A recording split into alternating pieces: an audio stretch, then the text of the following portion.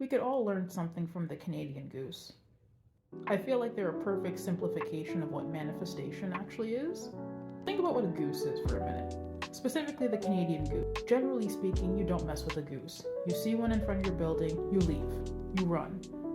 Or if you see one walking around or you see its chicks, you kind of just leave because you know it's going to be a problem. And you don't want that today. You need to get to work. You don't want to deal with this. End of discussion, right? But what's interesting about the goose is that they actually kind of build their own universe in a sense, in such a way that everybody else tends to abide around them. Now you could say, well, yeah, but that accounts for most wildlife, especially if you live in a country that has significant wildlife, or its wildlife is very preserved by the government, if you will.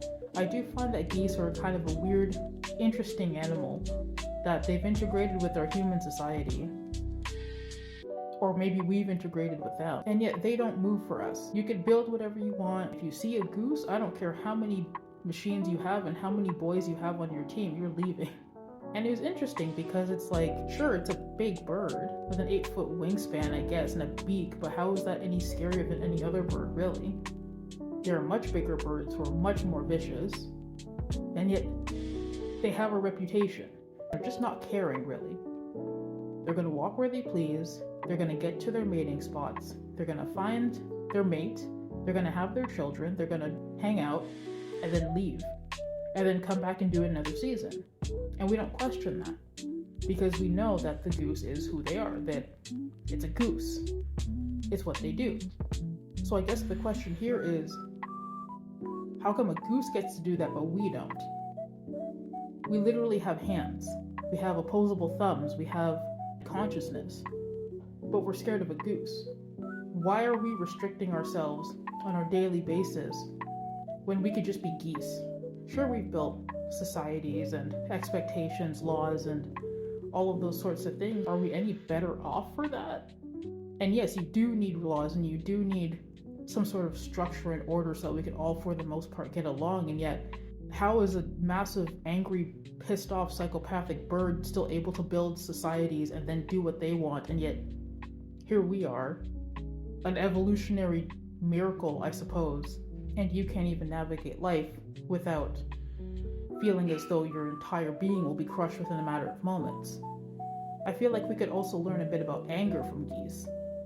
I don't think geese are angry by nature, to be honest with you. I think they're just protective and territorial, but they do represent anger, something that I don't think gets used constructively enough.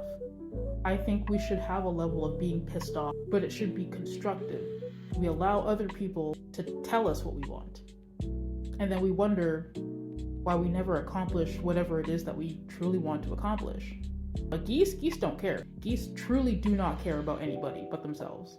Regardless of how much human intervention we've had on these landscapes and forests, the geese still live. Get out of my house. Why are you near my kids? And you leave. But they're certainly leading a life that's much more free than what we're doing. And yet we're supposed to be the smartest ones. We've figured out science, mathematics, religion, the arts, philosophy, all of these really incredible subjects, and yet, God forbid you ask for personal time off. God forbid you ask for a vacation. Forbid that you want to be an artist. When did it become bad to pursue personal endeavors? That I can't answer for you. That's something I have to ask myself as well. If you want to build a community with me, if you want to see where this can go, I'd appreciate if you followed. And let's actually start talking about it. Thanks.